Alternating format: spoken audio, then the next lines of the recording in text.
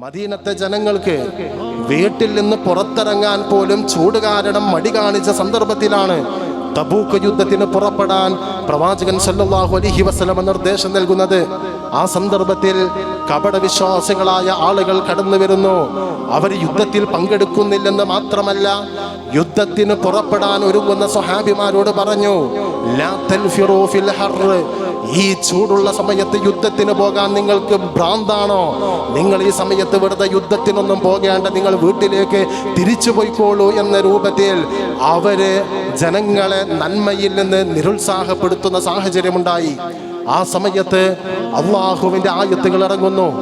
നബി സല്ലല്ലാഹു അലൈഹി വസല്ലമയോട് സൂറത്തു തൗബയിലെ 81-ാം സൂക്തത്തിലൂടെ അള്ളാഹു കൽപ്പിച്ചു, ഖുൽ, നബിയെ പറയുക, നാറു ജഹന്നമ അശദ്ദു ഹർറാ, ഈ ദുനിയാവിലെ ചൂട് അല്ല ചൂട്, അതിനേക്കാൾ കഠിനമാണ് നരകത്തിലെ ചൂടെന്ന് താങ്കൾ അവർക്ക് പറഞ്ഞു കൊടുക്കുക എന്നാണ് നബി സല്ലല്ലാഹു അലൈഹി വസല്ലമയോട് പറയാൻ അള്ളാഹു നിർദ്ദേശിച്ചത് എന്ന് കാണാൻ സാധിക്കും. അപ്പൊ ഇതിൽ മനസ്സിലാക്കാനുള്ളത്, ചൂടാണ് എന്നൊരു കാരണം പറഞ്ഞ് ഇസ്ലാമിലെ നിർബന്ധമായ ബാധ്യതകളെ കൈയൊഴിക്കുന്ന സാഹചര്യത്തിന് ഇതിൽ അനുവാദമില്ല എന്നതും നമ്മൾ ഇതിൻ്റെ കൂടെ ചേർത്ത് വായിക്കണം. അപ്പൊ നമ്മുടെ നാട്ടിലെ ചില ആളുകൾ, പല ആളുകൾക്കും മുസ്ലിമീങ്ങളോടൊരു പ്രത്യേക മഹബത്താണ്.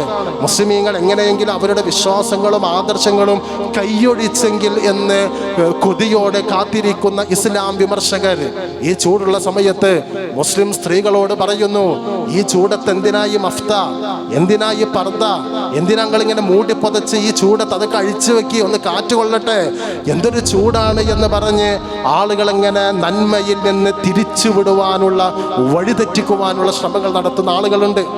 അത്തരം ശ്രമങ്ങളോടും ആ ശ്രമങ്ങളിൽ വീണുപോകുന്നവരോടും നമുക്ക് സൂചിപ്പിക്കുവാനുള്ളത് ഇതേ വാചകമാണ്, നാറു ജഹന്നമ അശദ്ദു ഹർറാ, നരകത്തിന്റെ തീജ്വാലകളുടെ ചൂട് അത് ഇതിനേക്കാൾ അതികഠിനമാണ് എന്നാണ്.